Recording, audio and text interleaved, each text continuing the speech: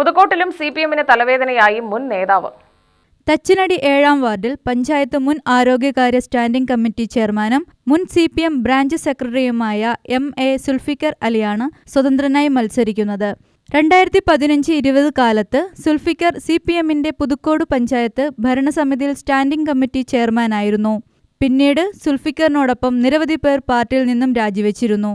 ഞാനിപ്പോൾ ഇവിടെ പുതുക്കോട് തച്ചനടി 7-ാം വാർഡിലെ പൊതു സ്വതന്ത്ര സ്ഥാനാർത്ഥിയാണ്. ഈ പൊതു സ്വതന്ത്ര സ്ഥാനാർത്ഥിയായിട്ട് നിൽക്കുന്നത് എന്താണെന്ന് ചോദിച്ചു കഴിഞ്ഞാൽ, ഞാൻ നേരത്തെ പഞ്ചായത്ത് മെമ്പറായിരുന്നു, ആരോഗ്യ വിദ്യാഭ്യാസ സ്റ്റാൻഡിംഗ് കമ്മിറ്റി ചെയർമാനായിരുന്നു. അന്ന് കമ്മ്യൂണിസ്റ്റ് പാർട്ടിയിലായിരുന്നു നിന്നുണ്ടായിരുന്നത്.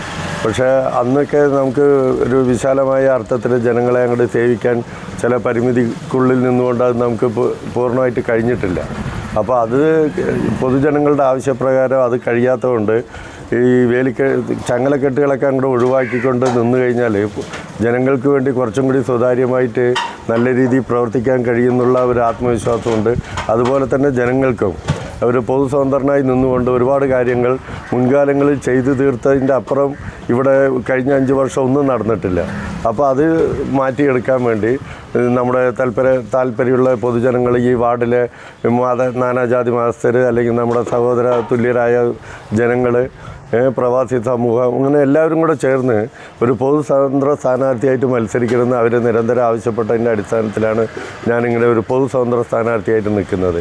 എൻ്റെ ചിഹ്നം ആപ്പിൾ അടയാളമാണ്. ആപ്പിൾ അടയാളത്തിൽ എല്ലാവരും വോട്ട് ചെയ്തിട്ട് ഈ പൊതു സ്വതന്ത്ര സ്ഥാനാർത്ഥി എന്നുള്ള നിലയ്ക്ക് ഈ വാർഡ് വിജയിപ്പിക്കുന്നുള്ളത് തന്നെയാണ് എൻ്റെ വിശ്വാസം.